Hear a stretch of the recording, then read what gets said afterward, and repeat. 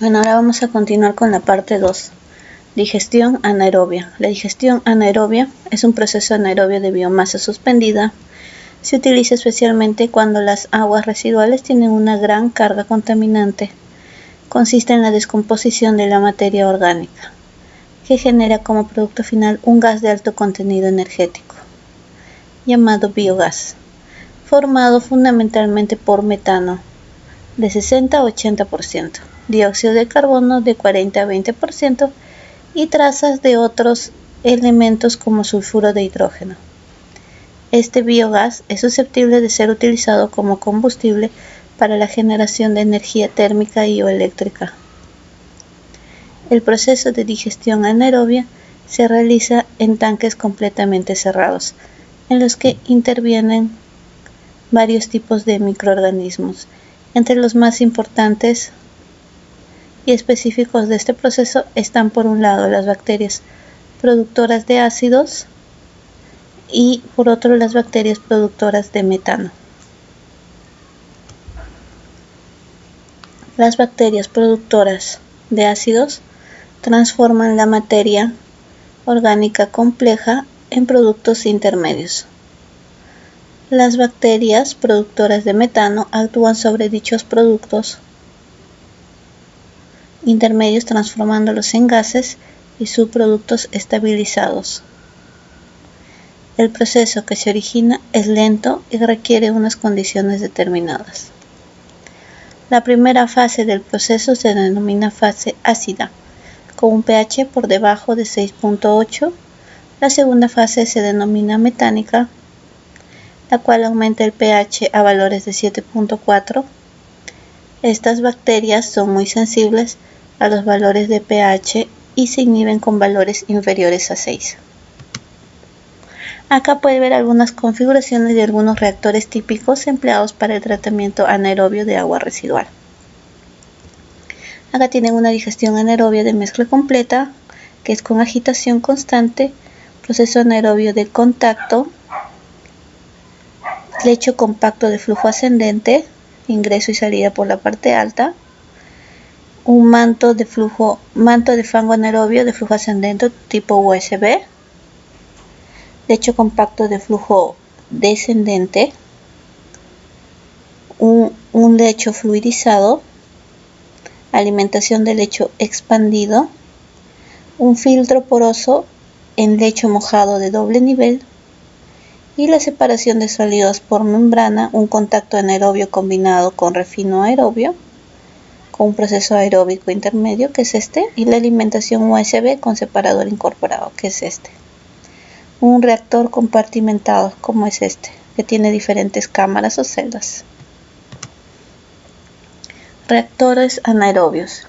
Los reactores anaerobios pueden ser utilizados para tratar efluentes domésticos o industriales con altas cargas orgánicas. Pueden utilizarse solos o con unidades de post-tratamiento para producir un efluente final adecuado para su disposición final. Comparación con otros tratamientos aerobios. ¿Cuáles son las ventajas comparativas con el tratamiento aeróbico? Bajo consumo de energía, ya que no se requiere aporte de oxígeno, como es el caso de las plantas aeróbicas, donde por lo general se necesitan sopladores para que haya una buena aireación. En este caso no es necesario. La posibilidad de recuperar y utilizar metano como combustible, y el lodo obtenido es un lodo ya estabilizado. En el caso de las plantas aeróbicas es necesario hacer un tratamiento posterior para estabilizar el lodo. ¿Cuáles son las desventajas? Es que por largo periodo de arranque si no se utiliza inóculos. El proceso inicial para la formación de los lodos en una planta anaeróbica es mucho más lento. Eso también depende mucho de la variación de las condiciones ambientales. Por lo general esta planta funciona bien en zonas cálidas. En zonas frías el tratamiento de una planta anaeróbica va a ser lento. Y existe una menor remoción de microorganismos, aproximadamente un 80%.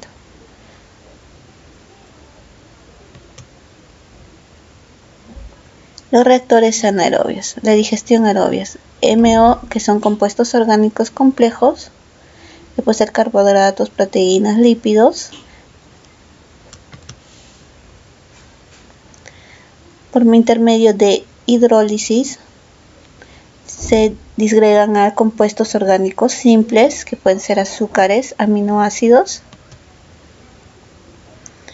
Por intermedio de la reacción de acidogénesis, esto pasa a ácidos orgánicos, acetato, propianato y butirato, que son los productos solubles, son convertidos en ácidos grasos volátiles como CO2, hidrógeno, sulfuro de hidrógeno por la acción de las bacterias fermentativas acidógenas.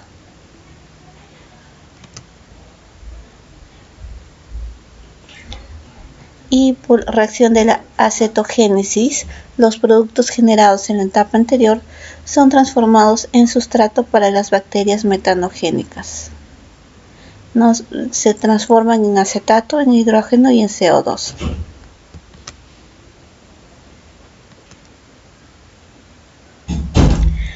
Luego, por la acción de metanogénesis, esto se produce en metano a partir de acetato, las bacterias metanogénicas y acetoclásticas, y de sulfuro de hidrógeno y CO2, bacterias metanogénicas hidrogenotróficas. Y finalmente la sulfurogénesis. Cuando hay sulfatos, las bacterias sulfato-reductoras compiten por el sustrato con las demás. Se genera sulfuro de hidrógeno y baja producción de metano. Hay problema de olores e inhibición. Reactores anaerobios. Se debe garantizar un adecuado equilibrio entre las comunidades de bacterias que intervienen. La tasa de crecimiento de las metanogénicas es menor a las acidogénicas, la velocidad de la metanogénesis es menor a la acidogénesis. Si disminuye la tasa de reproducción de las metanogénicas, se dará acumulación de ácidos, lo que provocará la inhibición de las metanogénicas y la interrupción de la reducción de la DBO, generándose la presencia de malos olores. Inhibición de las bacterias metanogénicas. El pH adecuado para que éstas se puedan generar es un pH de 6 a 8, teniendo un pH óptimo de 6.6 a 7.4. Los ácidos volátiles, si se tiene un pH de rango, las metanogénicas se inhiben, pero las acidogénicas continúan su actividad, se generan mayor concentración de ácidos volátiles y el reactor se acidifica. Alcalinidad, importante ya que controla las variaciones de pH. Si no fuera suficiente, se dosifica un alcalinizante. Por lo general se puede utilizar cal o bicarbonato de sodio. Los tóxicos, las sales como sodio, potasio, etc., el amonio y los sulfuros en altas concentraciones, así como los metales pesados, pueden inhibir el proceso. Se debe garantizar un adecuado equilibrio entre las comunidades de bacterias que intervienen. Una tasa de crecimiento de las metanogénicas superior a las acidogénicas, una velocidad de metanogénesis superior a la acidogénesis. Si disminuye la tasa de producción de las metanogénicas, se dará una acumulación de ácidos, lo que provocará la inhibición de la metanogénesis y la interrupción de la reducción de la DBO. Entonces acá vemos la reacción del sulfuro de hidrógeno en su forma más tóxica en que se puede encontrar.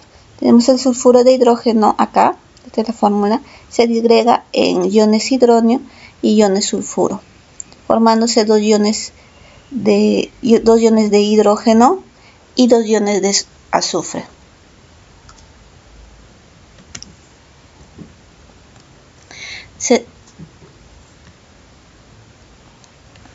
¿Cuáles son los requisitos ambientales? En el caso de las plantas de tratamientos anaeróbicas hay que tener bastante en cuenta varios parámetros, ya que el arranque o la puesta en marcha de una planta anaeróbica puede hacerse muy lento y demorar mayor tiempo de lo previsto si es que no se toma en cuenta varios factores, principalmente los ambientales, afectan bastante el rendimiento de este tipo de plantas. Nutrientes. Se requiere la presencia de macronutrientes, nitrógeno, fósforo y azufre, y micronutrientes, hierro, zinc, etc., en proporciones adecuadas para atender las necesidades de los microorganismos. Estos elementos se encuentran presentes en el líquido residual doméstico. La temperatura influye en la velocidad del metabolismo de las bacterias y en la solubilidad de los sustratos. Existen dos rangos para el proceso, un rango de mesófilos que van de 30 a 35 grados centígrados y un termófilo que van de 50 a 55 grados centígrados. El pH óptimo radica entre 6 a 8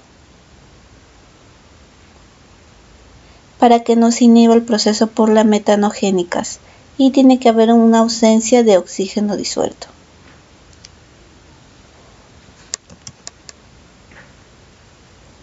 Tratabilidad de los efluentes. Para escoger el tratamiento más adecuado y evaluar la producción de sólidos biológicos, metano, etc., se deben conocer las características del líquido a tratar: DBO, DQO, pH, alcalinidad y contenido de nutrientes. La temperatura, presencia de compuestos tóxicos. Los compuestos presentes en el afluente pueden ser clasificados como de degradación fácil, de degradación difícil o simplemente no biodegradables. El balance del DQO en el proceso de degradación.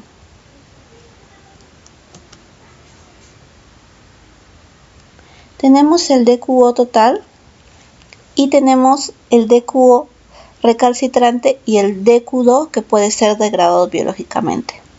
Entonces tenemos esas dos partes, está compuesto por un DQO total.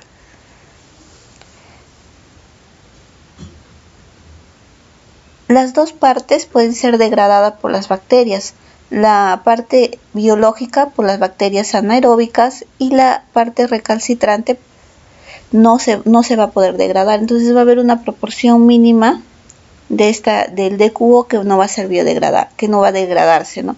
En este caso nosotros tenemos que guiarnos en base a la concentración de DBO que tenemos, el análisis inicial que se tiene de DBO, ya que la DBO y el DQO están íntimamente relacionados, ¿no? Dependiendo del tipo de agua existe una relación en cuanto es la fracción de DQO y de DBO.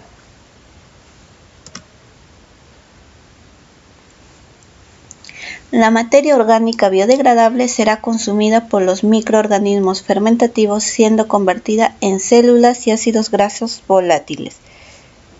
Por ejemplo, como pueden ver, la parte de la materia biodegradable por las bacterias anaeróbicas van a ser pasadas a microorganismos fermentativos, que son nuevas células y en células de ácidos grasos. Y esta proporción de DQO que no se puede biodegradar va a quedar permanente, no va a ser el DQO que va a tener al final del tratamiento.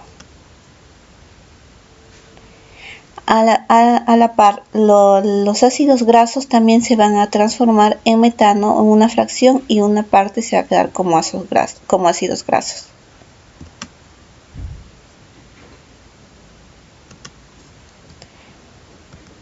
Y de ese DQO vamos a tener un DQO remanente y un DQO no remanente.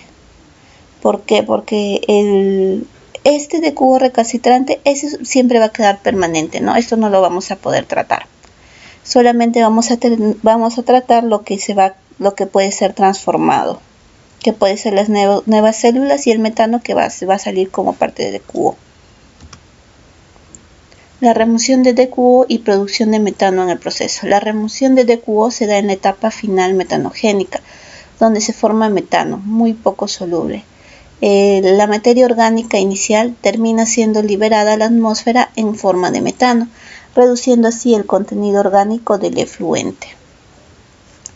La estimación de la producción de metano.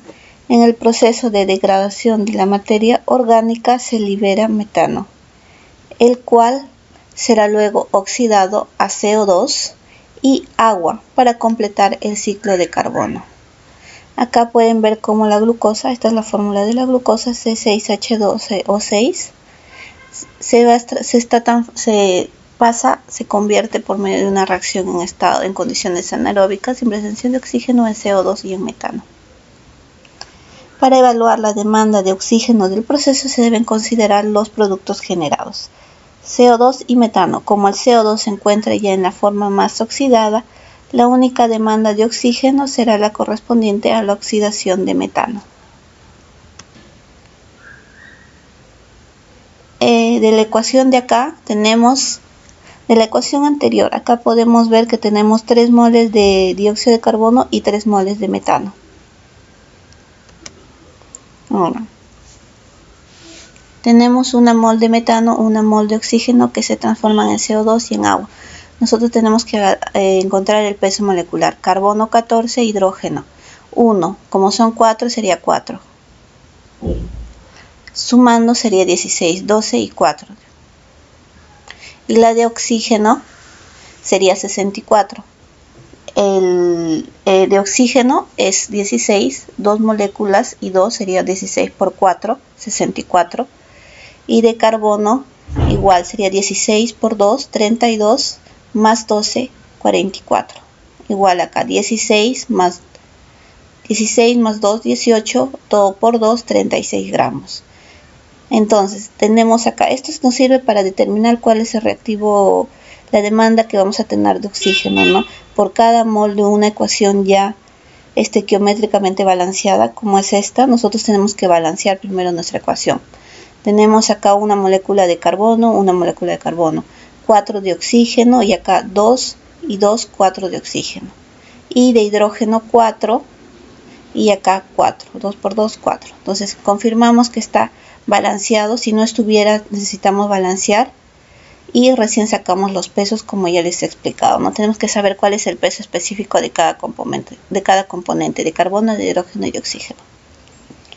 Ya, entonces de esto tenemos con la ecuación que un mol de metano, que es esto, requiere 2 moles de oxígeno para su completa oxidación, un metano y 2 oxígenos. Para el caso de la glucosa se tendrá que por cada mol de glucosa se generan 3 moles de metano, 48 gramos, que requieren de un consumo de 192 gramos de oxígeno para su oxidación, siendo entonces la demanda de oxígeno igual a 192. ¿De dónde salen estos valores? 3 moles de metano, de acá. Entonces, para una mol de glucosa, que es esta, ¿cuánto va a producir? 3 moles de dióxido de carbono y 3 de metano. Entonces, 3 moles de metano sería 12 más 4, 16 por 3, 48, que se requiere para consumir 192 gramos de oxígeno para su oxidación. Entonces, tenemos que la demanda de DQO va a ser igual a 192 gramos, que es lo que se va a remover.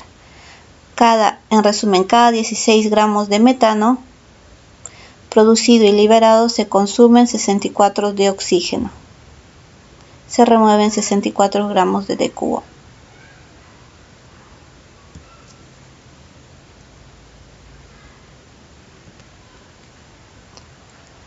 Entonces puede determinarse la producción de metano a partir de la remoción de DQO en el proceso.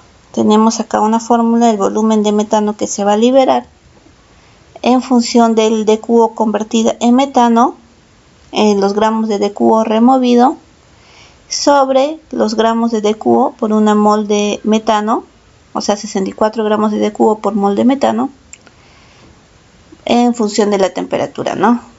Y acá tenemos la fórmula también. Finalmente, considerando que el gas producido se compone 75-80% de metano, 20-25% de oxígeno, puede estimarse la producción total de gas en el proceso. Crecimiento bacteriano. La velocidad de crecimiento de los microorganismos es proporcional a la velocidad de utilización del sustrato. Tenemos una integral acá, una derivada. La velocidad de crecimiento en función del tiempo es igual a la velocidad del sustrato, que es I, del sustrato en función del tiempo. La velocidad de crecimiento de los microorganismos es proporcional a la concentración de microorganismos y depende del sustrato. Esta fórmula que ven acá es la fórmula de Monod, ¿no? Ya eso lo pueden profundizar un poquito más con la cinética de Monod. Ahí pueden ver todas las reacciones para hacer el cálculo de ese sustrato, ¿no? Cómo es el crecimiento, cómo se calcula el crecimiento de los microorganismos. Tenemos la fórmula para el decaimiento bacteriano y el crecimiento. Este tema de decaimiento, crecimiento, depende de la curva de crecimiento de los microorganismos. Ya en la clase anterior les había dicho que el crecimiento de las bacterias está constituido de 4 fases, ¿no? De una adecuación, un crecimiento exponencial, una de latencia y finalmente de decaimiento, ¿no? Que se forma una curva. La producción de sólidos. La producción de biomasa o crecimiento bacteriano puede ser expresada en función de la utilización del sustrato. Cuando más sustrato sea asimilado, mayor será la tasa de crecimiento bacteriano, donde I es el coeficiente de la producción de biomasa. Por lo tanto, la producción de sólidos está en función de la misma fórmula, ¿no? De esta fórmula, la que les había dicho que se obtiene a partir de la fórmula de Monod. La tasa de utilización de sustrato expresa la capacidad de conversión del sustrato por la biomasa por unidad de tiempo. Los tiempos de retención. El tiempo de retención hidráulica está en función del volumen y el caudal. El tiempo de retención celular, tiempo medio de permanencia de los sólidos biológicos en el sistema, que corresponde a la edad del lodo. Teta de C, que es la masa de sólidos del sistema sobre la masa de sólidos retirados. En estado estacionario está en función de esta fórmula. Si no existe mecanismo de retención de sólidos, entonces la masa de sólidos va a estar en función del tiempo de retención.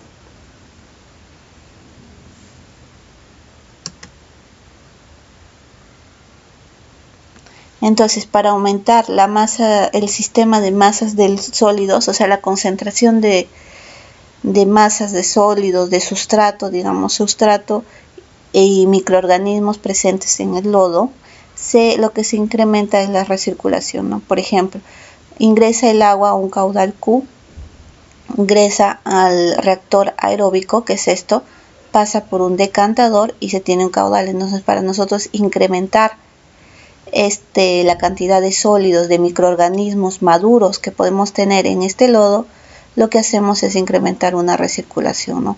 Para incrementar todo eso.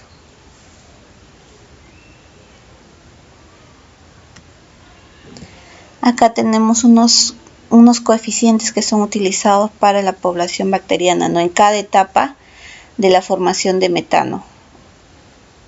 Se debe tener cuidado al aplicar valores de la tabla, ya que los mismos no se ajustarán al funcionamiento de reactor, característica del tipo de sustrato, la población bacteriana y las condiciones ambientales.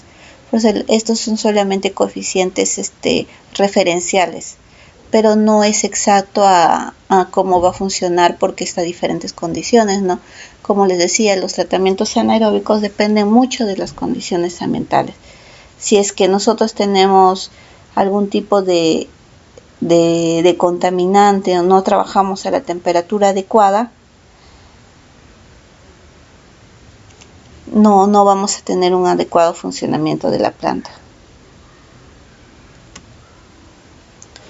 La evaluación de la actividad microbiana. El desempeño del proceso de tratamiento anaeróbico depende del mantenimiento dentro de los reactores de una biomasa adaptada con elevada actividad microbiológica. Para evaluar la actividad microbiana se utiliza el test de AME, actividad metanogénica específica. con el cual se determina la capacidad de la biomasa para convertir sustratos en metano y CO2. El test de AME, ensayo de laboratorio, donde se mide el metano liberado por desplazamiento de volumen. Es una medida indirecta. Se intenta repetir el proceso de degradación anaerobia del lodo en un recipiente de ensayo para evaluar la producción de metano. El ensayo se realiza en condiciones estándar. Entonces, esto es como una prueba piloto o a pequeña escala de cómo podría estar funcionando nuestra planta, ¿no? Cuánto es la eficiencia que tienen nuestros microorganismos o biomasa. Acá tenemos nuestro lodo inoculado en condiciones anaeróbicas, que es esta. Está completamente cerrado con una salida nada más para el desprendimiento del metano. Y como dice acá, entonces la medida de esto se hace de forma indirecta en base al desplazamiento del volumen. Los insumos necesarios para este test es un lodo anaerobio a evaluar, el sustrato orgánico, acetato de sodio, una solución de nutrientes, un dispositivo controlador de temperatura, estufa, baño María, etc., dispositivo de mezcla, un agitador, un dispositivo de medición de producción de gases. Descripción del proceso del test: medir sólidos volátiles del lodo, evaluar. Colocar lodo más nutrientes en frasco reacción, que es este, purgar el oxígeno con nitrógeno gas y agregar el sustrato. Agitar y registrar volumen de gas a lo largo del tiempo. El CO2 se disuelve en la solución de hidróxido de sodio y el metano burbujea. Es esto, desplaza el hidróxido de sodio a la probeta.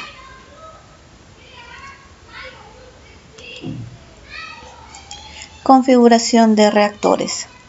La selección de la configuración de reactor depende del tiempo de residencia, carga orgánica e hidráulica, factores ambientales, disponibilidad de área, etc. En todos los casos es importante favorecer el contacto del líquido afluente con la biomasa activa en el reactor para promover una degradación más eficiente. Los diseños con sistema de retención de biomasa permiten aumentar la concentración de biomasa reduciendo el tipo de retención. Los sistemas convencionales trabajan con cargas volumétricas bajas, altos tiempos de retención hidráulica y no cuentan con mecanismos de retención de sólidos.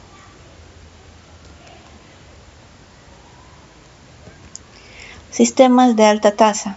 Los reactores cuentan con mecanismos de retención de sólidos, los que permiten la operación con bajos tiempos de retención y alta concentración de biomasa. Existen dos tipos de reactores, el de crecimiento disperso y el de crecimiento adherido.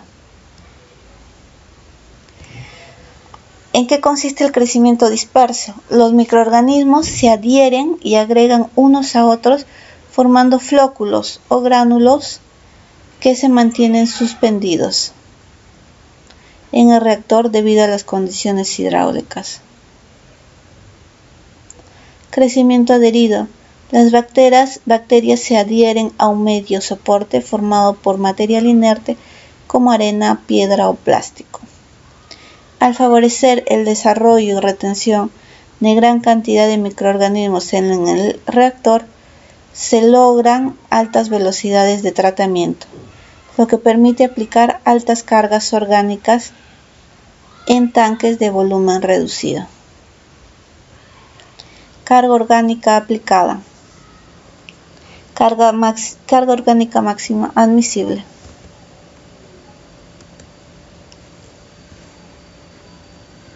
Distribución del afluente. Debe ser uniforme para evitar zonas muertas y debe generar una buena mezcla para favorecer el contacto afluente-biomasa. Recirculaciones. Puede recircularse parte del líquido efluente o de los gases generados para mejorar la mezcla y el contacto afluente-biomasa. Remoción de lodos. Una vez completado la concentración de biomasa, el exceso de lodo es descartado. Ese lodo ya estará estabilizado, debiendo ser deshidratado previo a su disposición final.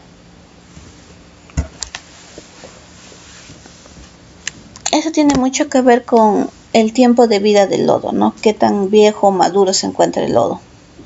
Los sólidos suspendidos en el afluente. Dependiendo del tipo de reactor, la respuesta que habrá frente a altas concentraciones de sólidos suspendidos en el afluente. ¿Cuáles son los sistemas convencionales? Son las lagunas anaerobias, funcionan como reactor y sedimentador conjunto.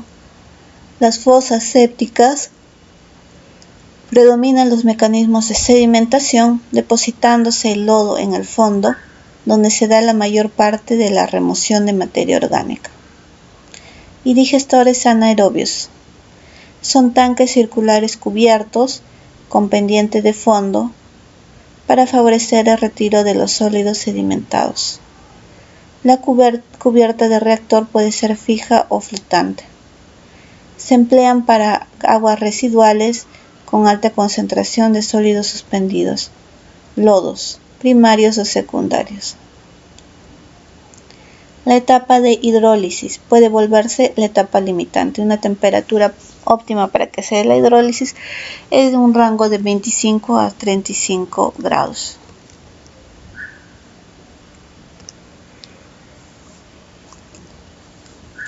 Sistemas convencionales, los digestores anaerobios de baja carga. Como pueden ver acá, tenemos el modelo general de cómo es una planta anaeróbica, ¿no? Porque tiene acá completamente cerrado una salida para la disposición del gas, ingreso, salida, y el lodo y la evacuación o purga del lodo por la parte inferior. No hay dispositivos de mezclas. El líquido crudo ingresa en la zona de digestión.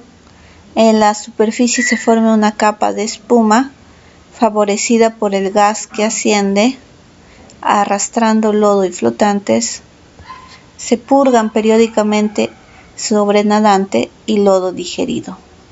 Volumen útil de reactor aproximadamente 50% del volumen total del digestor.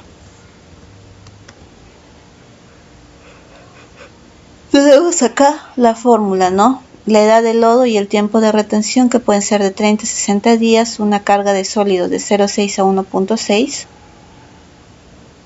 y el volumen de reactor de 57 a 85 litros por habitante por lodo primario y 113 a 170 litros por habitante de lodo primario más lodo acumulado. Digestores anaerobios de alta carga. En este caso ya existe un mecanismo de agitación o de mezcla y también de temperatura. Como pueden ver, pueden tener resistencias, las cuales ayudan al proceso para que se dé un adecuado tratamiento. De esta forma, nosotros podemos mejorar la eficiencia de la planta en comparación con la anterior, ¿no? Que es digestor de baja carga. La de alta carga va a tener un mejor funcionamiento porque ya vamos a estar controlando los parámetros inhibidores de temperatura.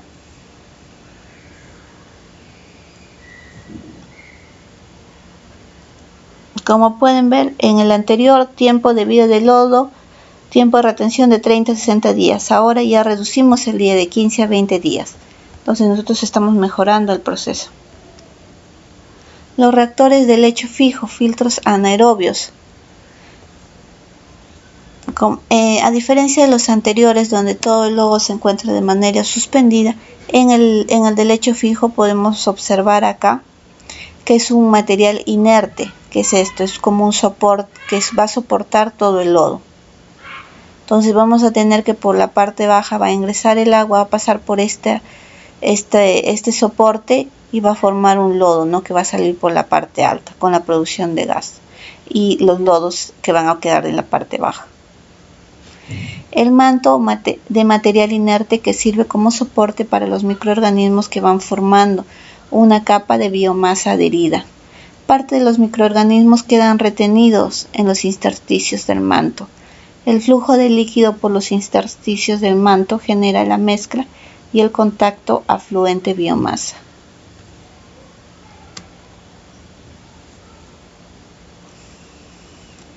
En general son indicados para el tratamiento de aguas residuales con bajo contenido de sólidos suspendidos o para sistemas de tratamiento que cuenten con unidades de retención de sólidos aguas arriba, que puede ser una fosa séptica.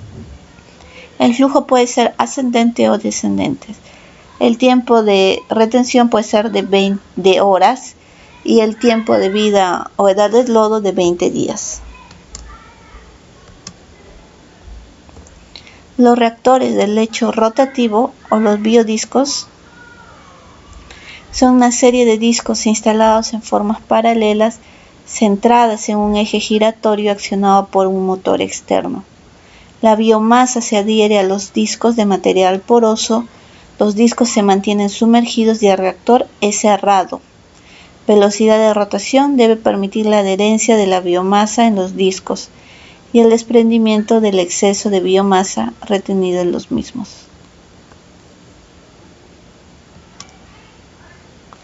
La mezcla ocurre por el propio flujo hidráulico de movimiento de los discos. El líquido ingresa por un extremo inferior y sale por el extremo opuesto superior. A continuación del reactor se debe instalar un sedimentador secundario para la decantación de los lodos que salieron con el efluente. Estos modelos de discos, de lecho rotativos, biodiscos, se aplican también, es similar para el tratamiento aerobio, ¿no? La única diferencia es que en este caso todo es cerrado, son en condiciones sin oxígeno, pero la disposición de los discos es similar.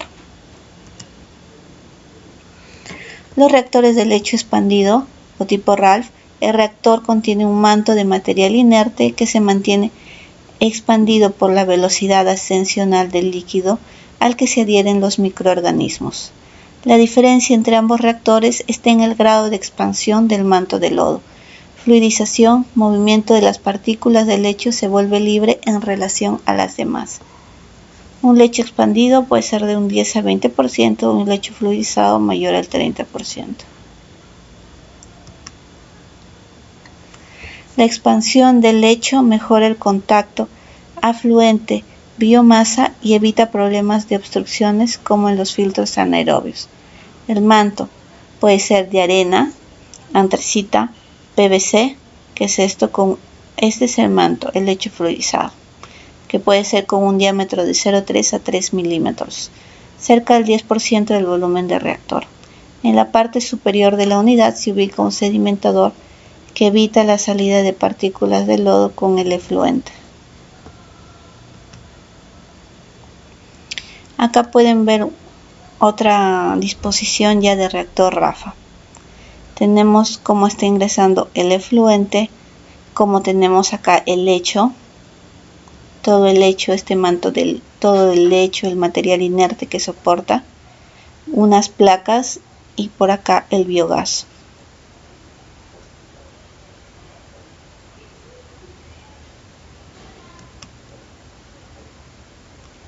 Los reactores de mantos de lodos tipo USB, RAFA, DAFA. Dice, no posee material inerte como soporte para la biomasa. La inmovilización de los microorganismos ocurre por un autoadensamiento, formación de flóculos o gránulos densos suspendidos que se disponen en capas de lodo a partir del fondo del reactor. El flujo es ascendente y pasa a través del lecho de lodo denso. La estabilización de la materia orgánica ocurre en todas las zonas del reactor. Entonces el afluente ingresa por la parte baja y pasa por toda esta parte. Y acá ya no necesitamos este material inerte como en las otras plantas, ¿no? Simplemente son los mismos microorganismos que funcionan como material de soporte. En la parte superior se encuentra el sedimentador para evitar la salida de partículas de lodo con el efluente. Debajo del sedimentador existe un dispositivo de separación de gases.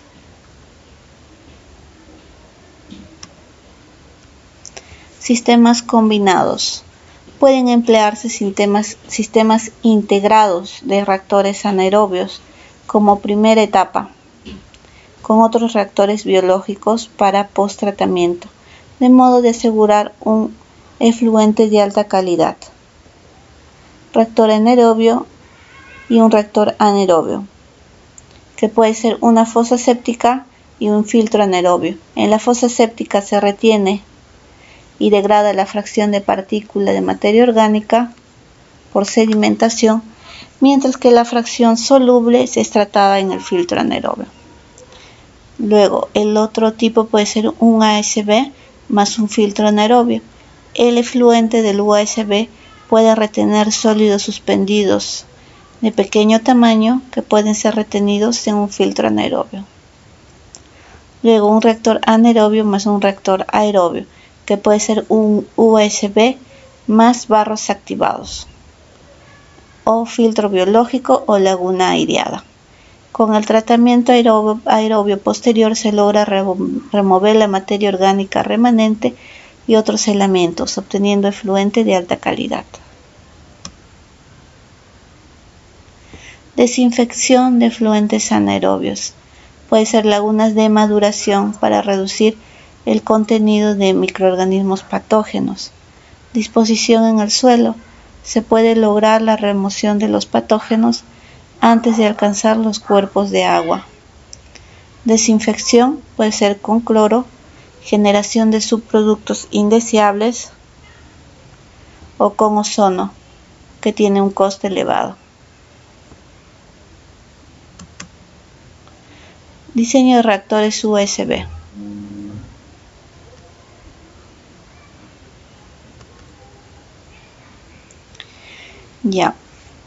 Tenemos acá, este es más o menos el diseño de un reactor USB. Ingresa el afluente, tenemos estas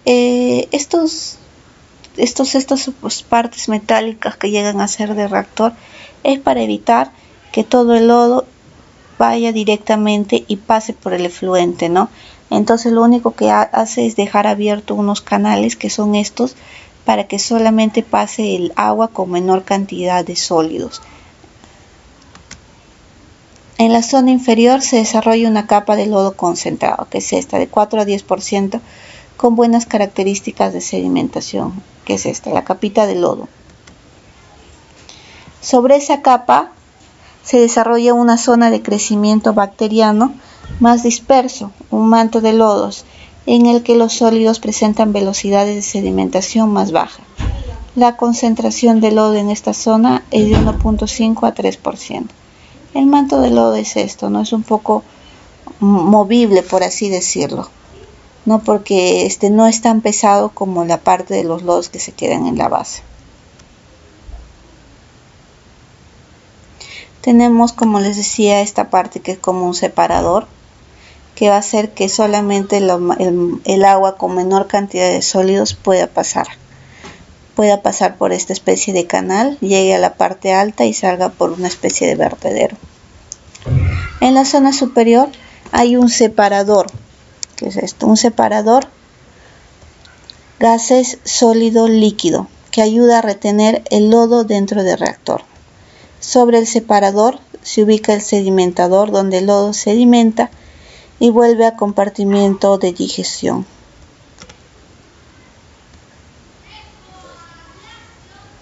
El sistema es automezclado por el movimiento ascendente de las burbujas de gas y del flujo del aire a través del reactor.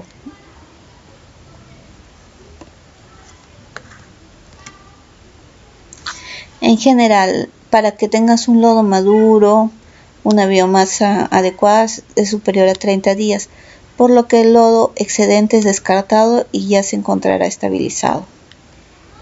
Eso es para determinar la edad del lodo, ¿no? El tiempo de vida del lodo. ¿Cuáles son las consideraciones generales? Se debe garantizar bajas velocidades en los compartimentos de digestión y sedimentación para retener la biomasa en el sistema. Para favorecer la sedimentación del lodo en la cámara de sedimentación, puede ser necesario aumentar la SUP para reducir la velocidad del flujo. Se deben asegurar las velocidades admisibles para todo rango de caudales afluentes. Forma de reactores pueden ser circulares o rectangulares. Ahora, más o menos para ver el diseño, acá les estoy dejando algunas fórmulas dependiendo de unos rangos, ¿no?, que se debe de tener en cuenta dependiendo de la carga doméstica que se puede tener. Si se diseña con tiempos de retención menores para producirse la pérdida excesiva de biomasa del sistema con la reducción de la edad del lodo. La temperatura influye en la velocidad del proceso de digestión, por lo que se limita al tiempo de retención según la temperatura. Entonces, de acuerdo a la temperatura que nosotros vamos a tener, va a variar el tiempo de retención mediano o mínimo. El caudal máximo es el que se da durante un tiempo máximo de 4 a 6 horas por día. Carga biológica, carga de lodo. Es la materia orgánica aplicada diariamente al reactor por unidad de biomasa presente. La carga biológica máxima depende de la actividad metanogénica del lodo. En la partida de reactores anaerobios, CB, será baja, del orden de 0.05 a 0.15 kilogramos de DQO, y se irá aumentando gradualmente durante la operación. En régimen se pueden observar valores de CB de 2 kilogramos de DQO. Tenemos las fórmulas para poder determinar la velocidad superficial del flujo de acuerdo a la zona de digestión, al valor máximo de las características del lodo, dependiendo de los caudales medio, máximo, pico, a las cargas orgánicas, si el reactor opera con un lodo tipo floculento, un volumen, para picos, otro tipo de velocidad, disculpen. Si opera con lodo tipo granular, se tendrá otra velocidad. ¿Cómo es la distribución del afluente? Se debe distribuir el sustrato afluente en forma uniforme en la parte inferior del reactor, evitando cortocircuitos a través de la capa inferior del lodo.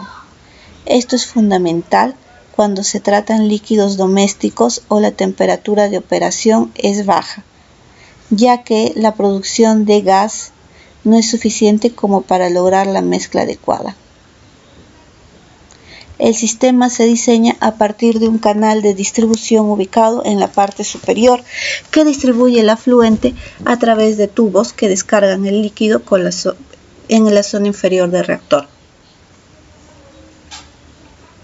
A continuación se verán los parámetros de diseño para cada uno de los componentes del sistema, canaletas y tubos de distribución.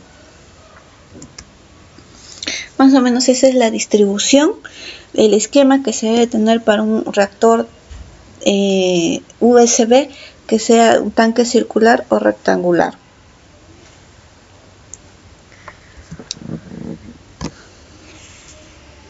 Tenemos acá el afluente y el efluente, ¿no?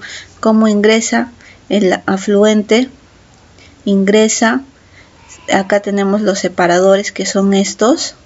Tenemos una especie de, este es con un tubo de distribución para la salida. Acá está la salida del gas también.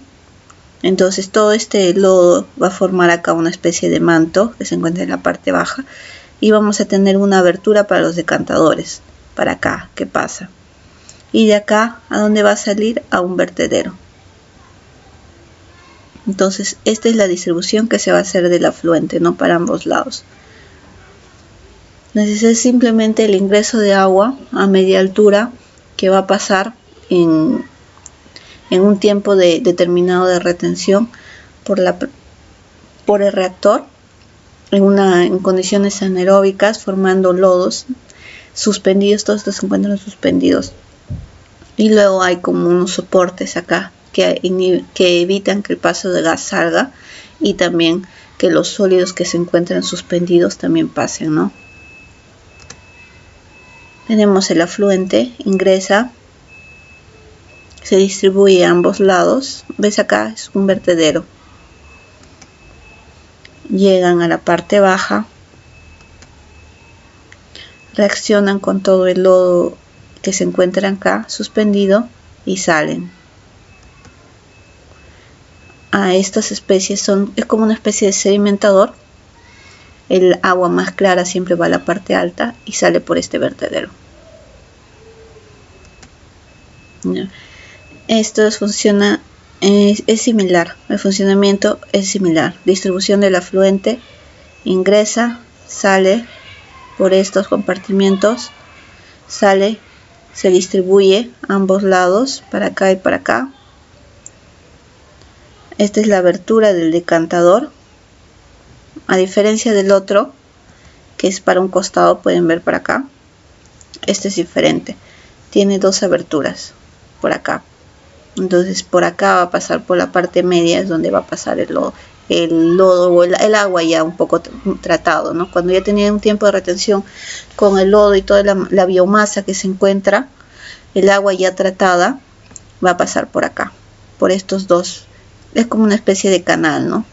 Y acá se va a formar una fase líquido-gas, se va a retener la espuma y por esta parte se va a salir, por el vertedero va a salir el agua ya tratado.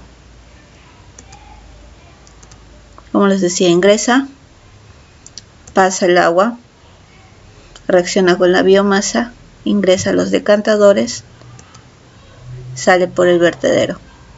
Canaleta de distribución. La canaleta de distribución se ubica en la zona superior del reactor y alimenta los tubos de distribución.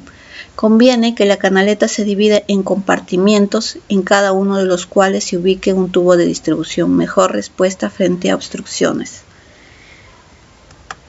Acá se encuentra. Ingresa el agua y va a ingresar por cada uno. Va a distribuir a cada compartimiento. Los tubos de distribución. Acá tenemos más o menos cuáles son los diámetros para evitar las obstrucciones, cuál es la velocidad para evitar el ingreso de aire al reactor. En la zona inferior se busca tener una velocidad mayor para favorecer la mezcla y evitar sedimentaciones en la zona cercana. Un número de tubos se determina en función del A del reactor y del área de influencia del distribuidor.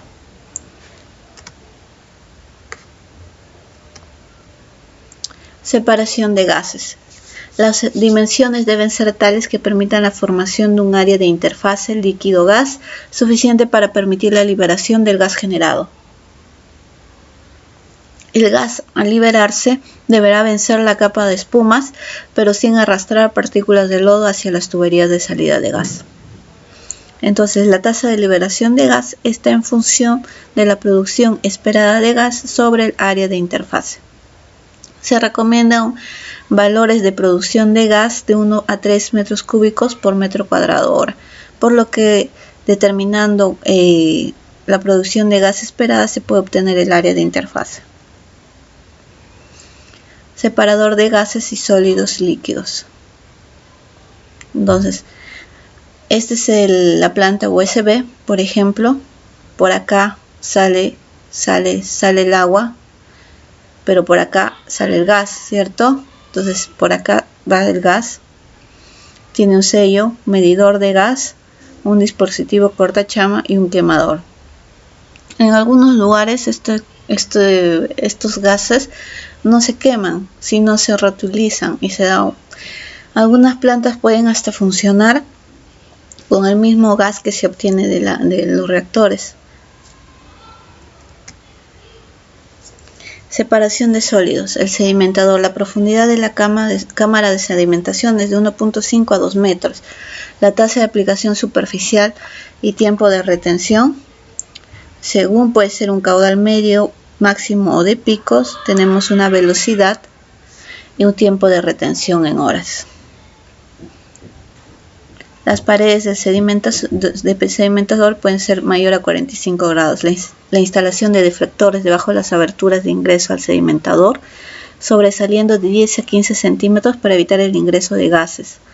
La velocidad en las aberturas será menor, de 2 a 2.3 metros por hora. y de 4 a 4.2 metros por hora en un caudal máximo y de 5,56 metros por hora en un caudal pico. Recolección del efluente. Estructura de salida mediante vertederos o tubos perforados sumergidos con tabique para evitar la salida de espumas. Alturas parciales de reactor, una altura de la cámara de digestión de 2,5 a 3,5 metros, una altura de la cámara de sedimentación de unos 5 a 2 metros y una eficiencia que puede esperar rendimientos de entre 50 a 70% para la remoción de DQO.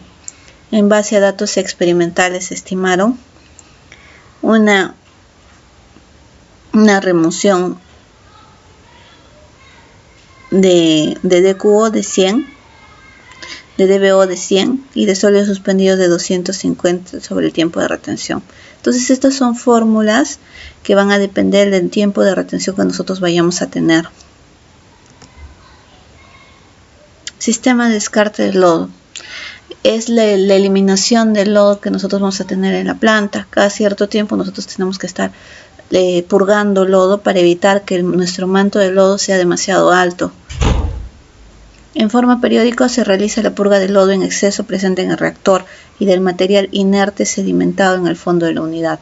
Se colocan 2 puntos de purga, tubería con un diámetro de 100 milímetros junto al fondo del reactor y de 1,5 metros encima del fondo. Como pueden ver acá, ¿no? Esta es la planta y la salida están acá, se encuentra la válvula para el descarte del lodo. Por acá sale y por acá se da la salida del lodo.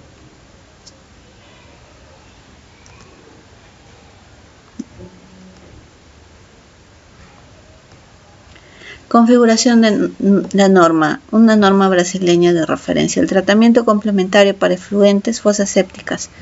Acá tenemos algunos diámetros, unas medidas que nos da como referencia, ¿no? Que pueden ser rangos, principalmente, que va a depender del tamaño y nosotros del caudal que vayamos a tratar.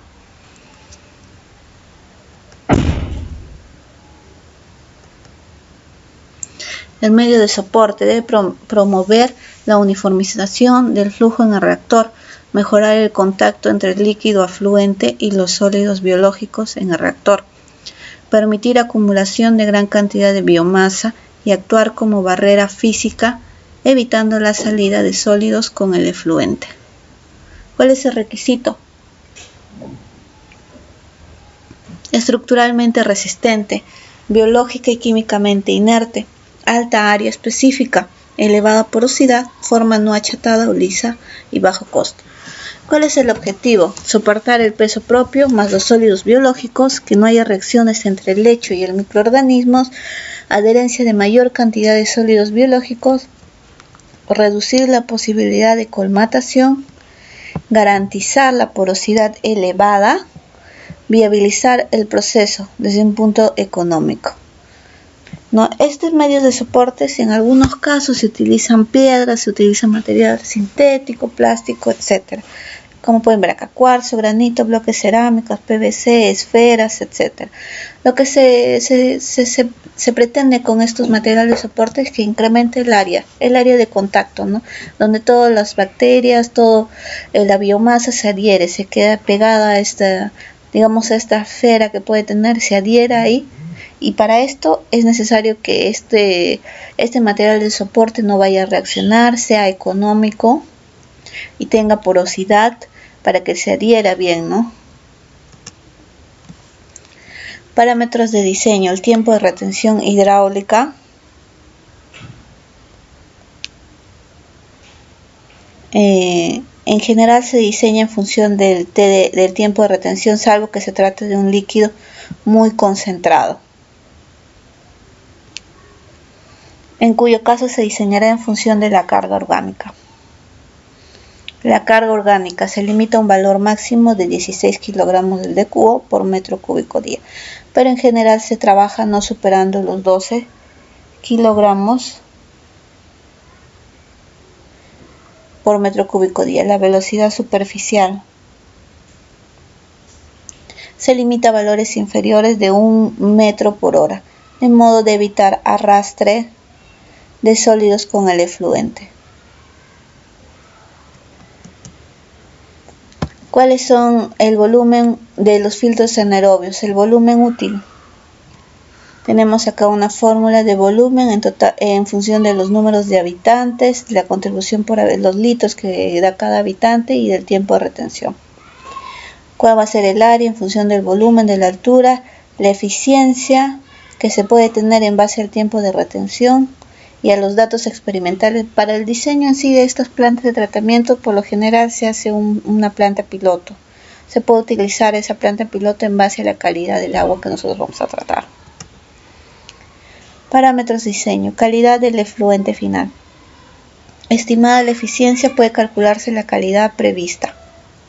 Sistema de descarte de lodo. Para evitar colmataciones del medio de soporte puede realizarse una purga periódica de lodos. Acá pueden ver algunos modelos de reactores de UACB, que es lo que les acabo de explicar.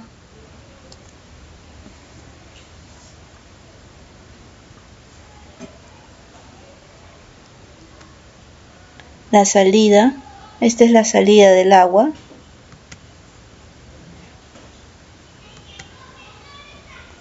La salida del lodo. Ya, esta es una planta ya circular y esta es una rectangular, ¿no? Eso es con respecto a lo que son reactores anaeróbicos. Ahora, para ver un poquito de otro tipo de reactor, ya hemos hablado de algunos, vamos a seguir con el reactor biológico de membrana. Se compone de dos partes integradas en una sola. Por un lado, el reactor biológico responsable de la depuración biológica y por otro, la separación biológica de la biomasa. Y agua mediante el sistema de filtración diréctica con membranas. El sistema tiene una mayor capacidad para eliminar DQO coloidal, ya que al no atravesar la membrana tiene un tiempo de contacto mucho mayor con la biomasa. Además, en los sistemas MBR se deriva de las elevadas concentraciones de biomasa con las que se trabaja en el reactor biológico, gracias a la presencia de una barrera física, que es la membrana, que no deja escapar las bacterias, lo que permite un control perfecto sobre la edad del fango y los parámetros principales de operación del sistema. Acá pueden ver el sistema de membrana biológica. La electrocoagulación. La electrocoagulación es un proceso electroquímico mediante el cual se degrada la materia orgánica contaminante de un agua residual. El proceso consiste en someter al vertido a corriente eléctrica, haciendo que se desestabilicen los contaminantes suspendidos o disueltos en el agua. Tras esta reacción, los contaminantes precipitan formando un fango, que se puede eliminar mediante decantación o flotación con sistemas convencionales. Las características de este sistema lo hace efectivo para múltiples sectores industriales. Así ha sido utilizado para depuración de aguas de orujeras, fundición, vinazas, curtidos, etc. La electrooxidación. La electrooxidación es la oxidación electroquímica que consiste en la aplicación de una determinada densidad de corriente por donde los electrodos utilizados dependen del objeto a conseguir en cada prueba electroquímica. Se propone el uso de oxidantes compatibles con el medio ambiente con procesos catalíticos de alta eficiencia. La versatilidad del equipo de electrooxidación permite diversificar la naturaleza tanto del oxidante como el electrodo sin la necesidad de paradas ni de cambio de equipo. Ahora antes de empezar, con esto estaríamos concluyendo de forma general todos los diferentes tipos de reactores que hay, ¿no? Y hablamos de todos los reactores anaeróbicos, hablamos de otros tipos de procesos aeróbicos como oxidación, electrooxidación, de MBR, también de los biodiscos de parte aeróbica, etcétera, ¿no? Ahora vamos a detallar un poquito más en todo lo que son lodos activos y los diferentes tipos de lodos activos, ¿no? Eso ya lo veo en la segunda parte.